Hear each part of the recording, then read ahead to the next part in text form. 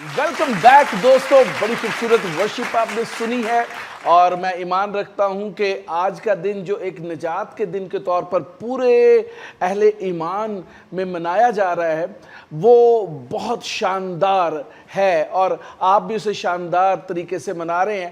یہ جو ہے یسوع مسیح کے دکھوں کو یاد کرنے کا دن ہے، یہ ماتم کا دن نہیں ہے بلکہ ہماری نجات کا دن ہے، کیونکہ یسوع مسیح موا نہیں رہا بلکہ قبر میں سے جی اٹھا ہے اور آسمان پر کبریا کی دائنی طرف بیٹھا ہوا ہے۔ دوستو آج میرے دوسرے مہمان جو ہیں وہ بھی کسی تعارف کے محتاج نہیں، پنجاب یونیورسٹی میں پروفیسر ہیں عبرانی زبان کے اور گوجرانوالا تھیولوجیکل سیمنری میں پروفیسر ہیں، تھیولوجی پڑھاتے ہیں۔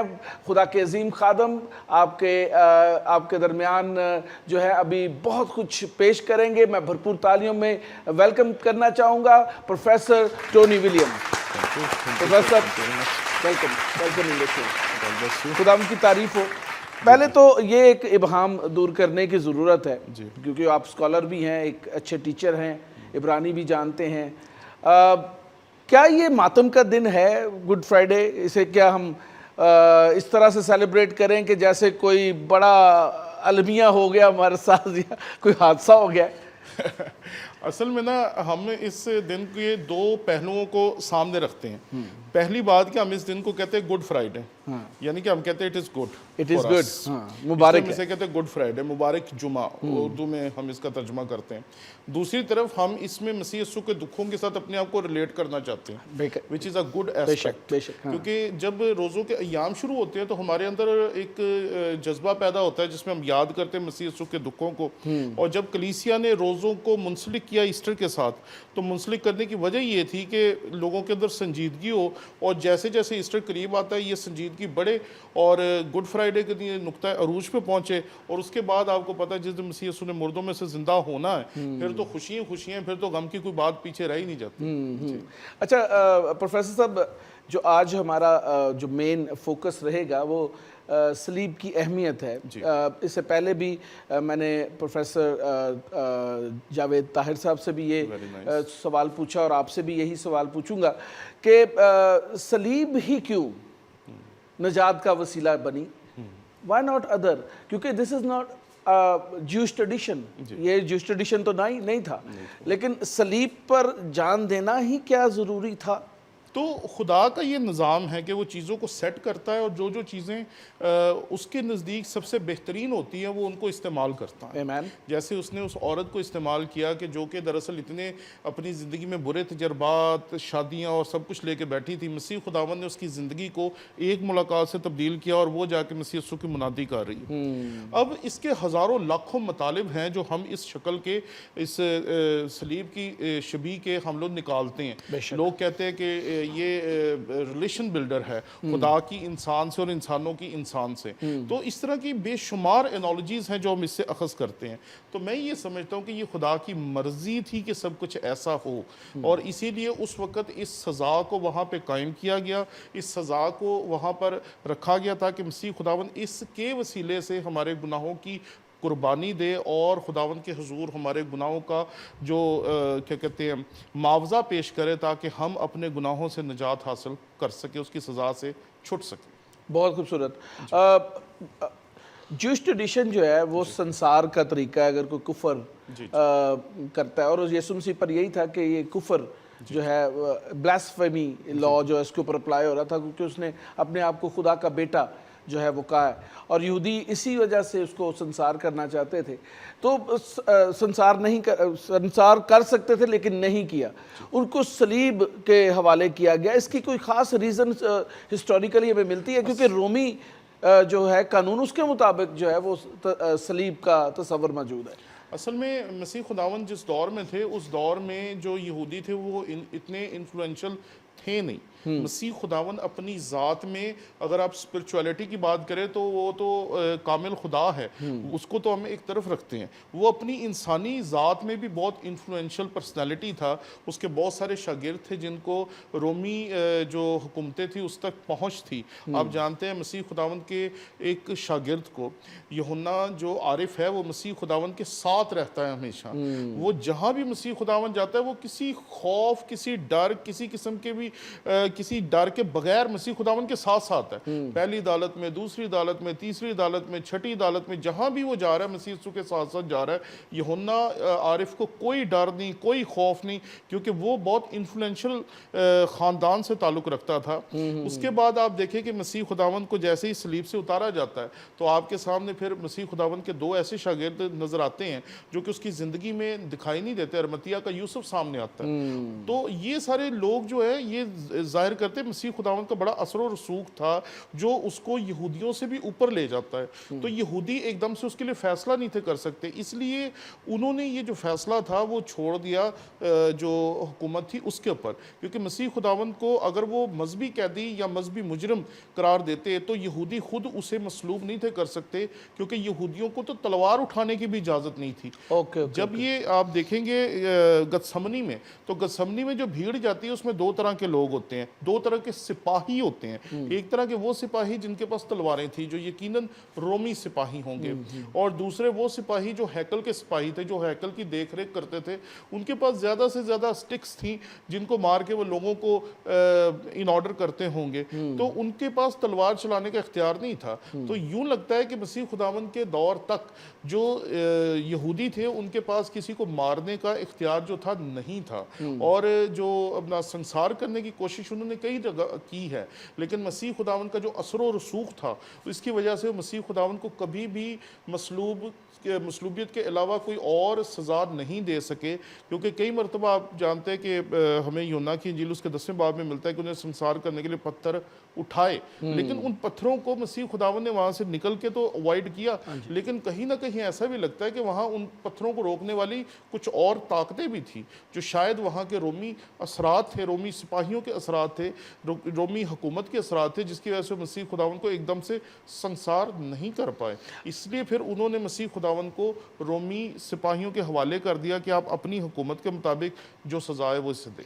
اچھا پروفیسر صاحب، آپ دیکھیں کہ ہسٹوریکل ایویڈنس یسوع مسیح کے جانے کے بعد اسٹیفنس کے حوالے سے ملتا ہے کہ اسٹیفنس کو سنسار کیا گیا، باقاعدہ طور پر سنسار کیا گیا، اور اس کا ایویڈنس ہمیں پہلے بھی ملتا ہے، جو عورت عین فعل کے وقت پکڑی گئی تھی اس کو بھی سنسار کرنے کے لیے لے کر آئے تھے۔ تو اس کا مطلب یہ ہوا کہ یسوع مسیح نے بھی اسکیپ کیا ہے کافی دفعہ سنسار ہونے سے، اور اگر وہ سنسار ہوتے تو کیا ببلیکلی پروفیٹیکلی ساری چیزیں پوری ہوتی؟ کیونکہ پروفیسیز کے مطابق یسوع مسیح کا مصلوب ہونا ہی تھا۔ جب ہم یسایہ 53 باب پڑھتے ہیں تو اس میں مصلوبیت کے بارے میں بتایا گیا۔ اصل میں بات یہ ہے کہ اس میں ایک اور پہلو جو تھا وہ کیا کہتے ہیں پورا نہیں تھا ہوتا ہے۔ مسیح خداوند کے بارے میں جو سب سے مشہور والا ہم لوگ یوحنا کی انجیل سے پڑھتے ہیں، کیونکہ خدا نے دنیا سے ایسی محبت رکھی کہ اس نے اپنا اکلوتا بیٹا بخش دیا تاکہ جو کوئی اس پر ایمان لائے ہلاک نہ ہو بلکہ ہمیشہ کی زندگی پائے۔ اس میں ہم یہ ایک پہلو ہے، ایک اعتراض ہے جو اکثر ناقدین ہم پہ کرتے ہیں، وہ کہتے ہیں کہ مسیح یسوع کو زبردستی مصلوب کیا گیا تھا۔ ہم یہ کہتے ہیں مسیح یسوع کو زبردستی مصلوب نہیں کیا گیا تھا۔ اگر مسیح خداوند کے اوپر پتھراؤ کیا جاتا یا انہیں سنسار کیا جاتا تو یہ بھی ایک زبردستی کی موت ہوتی، اور ناقدین تب بھی یہ کہتے ہیں کہ مسیح خداوند کو زبردستی مارا گیا، اس میں اس کی اپنی ثوابدید یا اپنی مرضی اس کی شامل نہیں ہے۔ لیکن مصلوبیت کے وقت جو سارا منظر ہے وہ یہ ظاہر کرتا ہے کہ یہ سب کچھ خدا کی مرضی تھی کہ وہ مصلوب ہی ہو، کیونکہ مسیح خداوند نے اپنے آخری جو 7 صلیبی کلمات کہے وہ ہم پہ ظاہر کرتے ہیں کہ مسیح خداوند نے اپنی جو جان دی اپنی مرضی کے مطابق، اپنی سوچ کے مطابق، اور تب دی جب اس نے خود چاہا۔ نہ وہ کسی کیلوں سے مرا، نہ وہ ڈی ہائیڈریشن سے مرا، نہ وہ ہارٹ اٹیک سے مرا جیسے بہت سارے لوگ کہتے ہیں۔ وہ جب مرا جب اس نے کہا کہ باپ میں اپنی روح تیرے ہاتھوں میں سونپتا ہوں، تو وہ اپنی روح اپنے باپ کے ہاتھوں میں سونپنے کی وجہ سے مرا، وہ کسی انسان کی مرضی کے مطابق نہیں مرا۔ ہاں جی، اور لکھا بھی ہوا ہے کہ اسی دم اس کی جان جو ہے وہ نکل گئی۔ تو یہ ایک بڑا خوبصورت ایویڈنس ہمیں ملتا ہے۔ اور یسوع مسیح نے جب وہ گیا پلاطوس کے اس کے اندر ادھر بھی اس نے کہا کہ کون تو مجھے نہیں مار سکتا، یہ تو میرے اپنے اختیار میں ہے، یہ تو میرے اپنے اختیار ہے۔ وہ اصل میں شو مار رہا تھا نا ہماری طرح کہ میرے پاس اختیار ہے، میں تو ایسا یہ بھی کر سکتا ہوں وہ بھی کر سکتا ہوں۔ جب تک تجھے آسمان سے یہ اختیار نہ ملے تو کچھ نہیں کر سکتا۔ اور یہ خدا کے پلان میں تھا کہ یسوع مسیح مصلوب ہو۔ یہودی ٹریڈیشن نہیں ہے، یہودی ٹریڈیشن نہیں ہے، لیکن یسوع مسیح کا صلیب پر جان دینا ہی ہمارا جو ہے ہماری نجات کا وسیلہ ٹھہرا. What else is a crucifixion significance in Bible? کیونکہ بہت سارے لوگ ہمارے سمبل آج مسیحیت کا کراس ہے. ہم دنیا پوری میں کراس جو بھی پہن لیتا ہے جہاں پر بھی لگ جاتی ہے وہ مسیح کو شو کرتی ہے. یسوع مسیح کی پہچان ہے. اور پالوس تو کہتا ہے کہ خدا نہ کرے کہ میں کسی چیز پر فخر کروں سوائے اپنے خداوند یسوع مسیح کی صلیب کے. تو صلیب ایک بہت خوبصورت سمبل ہے. دنیا کے لیے شاید بے وقوفی ہو, دنیا کے لیے شاید ایک لعنت کا سائن ہو, لیکن ہمارے لیے نجات کا سائن. بالکل صحیح ہے. اب دیکھیں نا, مسیح خداوند کے شاگردوں کو جب انہیں مسیحی کہا گیا تو عذرائے مذاق کہا گیا, ان کا مذاق اڑایا گیا, تو انہوں نے کہا نہیں پھر آج سے یہی ہمارا نام. اب ہمارا مسئلہ بڑا عجیب ہے کہ لوگ ہمارا جس چیز سے مذاق اڑاتے ہیں نا, وہی چیز ہمارے لیے عزت کا باعث اور امتیازی نشان بن جاتا ہے. ٹھیک ہے نا. اب آپ جب بات کر رہے تھے صلیب کی, تو یہاں ایک بڑا میرا پسندیدہ جملہ ہے, اگر کہے تو میں کہہ دیتا ہوں. میں کہتا ہوں کہ جو چیز مسیح خداوند سے جڑ جاتی, جو چیز مسیح خداوند سے جڑ جاتی ہے, ازلی ہو یا نہ ہو, ابدی ہو جاتی ہے. اب دیکھیں نا کہ صلیب ایک ایسا نشان مسیح خداوند کے ساتھ منسلک ہو گیا ہے کہ جب تک دنیا ہے, چاہے یہ 1000 سال رہے یا 10,000 سال اور رہے, اس سے کوئی فرق نہیں پڑتا. جب تک یہ دنیا رہے گی تب تک صلیب کا نشان ہمیشہ دنیا کے سامنے مسیحیت کا امتیازی نشان بن کے رہے گا. چاہے لوگ اس کو فیشن کے طور پہ پہنے, چاہے کسی بھی طور پہ پہنے, لیکن یہ مسیحیت کا امتیازی نشان تھا, ہے, اور خداوند کے فضل سے مسیح یسوع کی دوسری آمد تک یہ مسیحیت کا امتیازی نشان رہے گا. Amen amen. بڑی خوبصورت بات ہے پروفیسر صاحب. اب دیکھیں کہ ایک بہت بڑا ادارہ ہے دنیا میں, ریلیف کا کام کرتے ہیں, لوگوں کی جانیں بچاتے ہیں, اور انہوں نے بھی اپنا جو نشان ہے وہ کراس رکھا ہوا ہے, ریڈ کراس. اور ایک اتنا بڑا ادارہ جو پوری دنیا کے اندر جنگوں کے اندر ان کو کوئی روک نہیں سکتا, اور جنگوں کے اوپر ان کو ریلیف دی جاتی, چاہے دشمن کوئی بھی کیوں نہ ہو, اور وہ جہاں چاہے جا سکتے ہیں اور لوگوں کو بچانے کے لیے جا سکتے ہیں. انہوں نے کراس کا استعمال کیا ہے. لیکن آج بہت سارے لوگ کراس کو شاید اپنے گھروں میں رکھنا بھی پسند نہیں کرتے, اپنی گاڑیوں میں بھی لگانا نہیں پسند کرتے. میری گاڑی کی تو ٹوٹ نہ جائے, کوئی تو اسکریچ نہ مار جائے. بہت سال پہلے ایک ایشو اٹھا کہ ہمیں پاک شراکت جو ہے وہ مطلب ایک پیالے میں لینی چاہیے کہ نہیں لینی چاہیے. تو تب یہ کرونا نہیں تھا, اس سے پہلے کی بات میں کہہ رہا ہوں. تو تب میں نے ایک بات کہی تھی کہ ہمارا ایمان یہ ہے کہ جو پاک عشاء کا شیرہ ہے وہ دراصل مسیح یسوع کا خون ہے. ٹھیک ہے نا. تو میں نے کہا تھا کہ اگر مسیح یسوع کا خون پینے سے اگر کوئی بیماری ہوتی ہے تو بہتر ہے کہ ہو جائے. تو میں یہ کہتا ہوں کہ اگر آپ یہی ڈرتے رہیں گے کہ صلیب لگانے سے میری گاڑی کو کچھ ہو جائے گا, اگر, تو اس میں دو چیزیں ہیں. ایک تو یہ کہ لوگ ڈرتے ہیں کہ ہمارے جو ارد گرد کے لوگ ہیں وہ اپنا کیا کہتے ہیں اوفینڈ نہ ہو جائیں. تو اگر تو ہم لوگوں کو دیکھتے رہیں گے تو پھر ہم جی نہیں سکتے, کیونکہ زندگی جو ہے آپ کو اپنے مطابق کم اور اپنے خدا کے مطابق زیادہ گزارنی چاہیے. اور اگر ہم اپنے خدا کے مطابق گزارتے تو ساری چیزوں کو وہ خود ہی سنبھال لے گا. آج تک اگر اس نے مجھ جیسے اپنا انسان کو سنبھالا ہے, آپ جیسے شخصیت کو سنبھالا ہے, تو وہ ساری دنیا کو جو سنبھال رہا ہے وہ ان چیزوں کو بھی سنبھال رہا تھا, سنبھال رہا ہے اور سنبھالتا رہے گا. لیکن دوسری چیز یہ کہ کئی دفعہ لوگ سمجھتے ہیں کہ شاید صلیب کا نشان جو ہے یہ بت پرستی ہے. ایک دفعہ میرے کسی طالب علم نے کہا کہ میری جو بائبل کا کور ہوتا ہے وہ مجھے بہت پسند ہوتا ہے, جو بھی میں لگایا ہوتا ہے, میں عام بائبل کا کور خریدتا نہیں ہوں. تو میری بائبل کے کور کے ساتھ اکثر آپ دیکھیں گے کہ یہ کراس آپ کو ہمیشہ نظر آئے گی. میرے پاس جو میری گاڑی کی چابی ہے اس کے بیچ میں کراس آپ کو نظر آئے گی, کیونکہ یہ وہ نشان ہے جس کی وجہ سے ٹونی ولیم ہے. اگر یہ نشان نہ ہوتا تو مجھے کون پوچھتا, میری کیا اوقات ہوتی, میری کیا حیثیت ہوتی. آپ اپنا کیا کہتے ہیں آج جہاں پر ہیں ہم سب اس نشان کی بدولت ہیں. اگر مسیح خداوند نے اس پہ کفارہ نہ دیا ہوتا, اس پہ اس نے ہماری نجات کا کام نہ کیا ہوتا, تو آج ہم اور آپ, یا میرا خیال ہے کہ کوئی بھی مسیحی اس مقام پر موجود نہ ہوتا, بلکہ ہمارا وجود ہی نہ ہوتا. تو میں سمجھتا ہوں کہ یہ جو نشان ہے یہ ہمارے لیے فخر کا نشان ہے. اسے ہمیں پہننا چاہیے, اسے ہمیں اپنے ساتھ رکھنا چاہیے. اور میں نے تو ایک دفعہ یہ کہا تھا کہ اگر ہم باپ, بیٹا اور روح القدس کا نشان بناتے ہیں تو یہ بھی غلط نہیں ہے, کیونکہ چرچ نے بڑی خوبصورتی سے اس کو ایک دوسرے سے جوڑا ہے.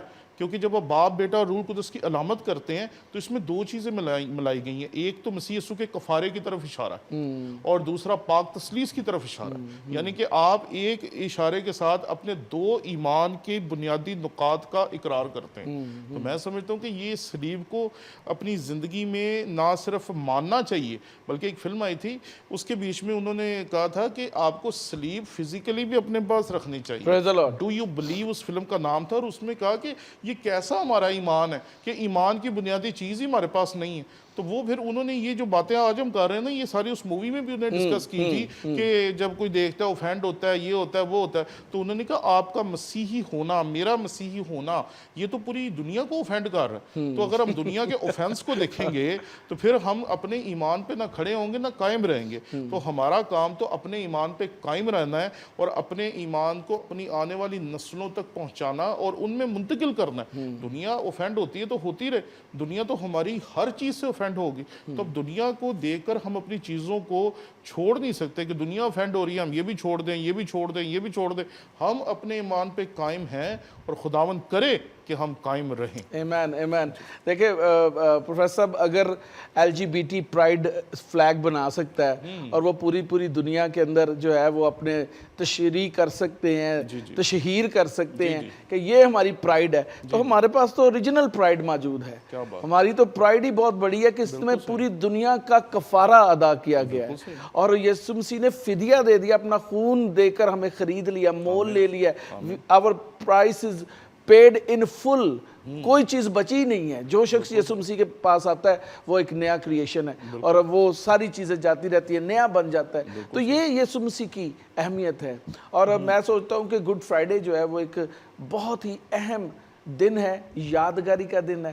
یسوع نے جو چیزیں صلیب پر کہیں وہ یاد کرنے کا دن ہے, اور اس کفارے کو یاد کرنے کا دن ہے جو ہمارے لیے کیا گیا. میں اصل میں نا ایک چیز یہاں پر آپ کی چینل سے بتانا چاہتا ہوں کہ ہمیں جو چرچ ٹریڈیشن ہے نا, اس کو ذرا سوچنا چاہیے کہ چرچ نے یہ ٹریڈیشن بنایا کیوں. ہمارا چرچ ٹریڈیشن جو ہے وہ 1500 سال کا ایک ہے, 1800 سال کا دوسرا ہے, اور 200 سال کا تیسرا ہے. ہمارا جو ایک چرچ ہے وہ 1500 سال سے قائم ہے, دوسرا چرچ جو ہے اس کے 300 سال بعد وجود میں آیا, اور تیسرا جو چرچ ہے اس کو تو وجود میں آئے 2 سال ہوئے, جو کہ ریفارمڈ ہے, جو کہ پینٹیکوسٹلز ہیں, جو کہ کہتے ہیں کہ یہ غلط ہے, یہ غلط ہے. میں سمجھتا ہوں کہ وہ جو غلط کہتے ہیں وہ کہیں نہ کہیں ہو سکتا ہے غلط ہو, لیکن یہ بات ضرور یاد رکھیں کہ اگر چرچ نے کسی ٹریڈیشن کو قائم کیا ہے تو ہمیں سوچنا چاہیے, ہمیں دیکھنا چاہیے کہ چرچ نے اس ٹریڈیشن کو قائم کیوں کیا. اب آپ دیکھیں نا, ہم گڈ فرائیڈے کو مناتے ہیں, اس میں صبح سے لے کے 12 بجے مسیح خداوند کی مصلوبیت کا وقت جو کلیسیا نے ہمیں بتایا, اس سے لے کے 3 بجے تک ہم اس سارے وقت کو سنجیدگی سے مناتے ہیں. اس میں مسیح یسوع کے ساتھ صلیبی کلمات کی تشریح سنتے ہیں, تفسیر سنتے ہیں. اور آپ جانتے ہیں کہ ہمارے جو بہت سارے ریفارم چرچز ہیں جنہیں ہم عرف عام میں پریسبیٹیرین چرچز کہتے ہیں, اس میں آپ دیکھیں گے کہ گڈ فرائیڈے والے دن کوئی ساز بجایا نہیں جاتا.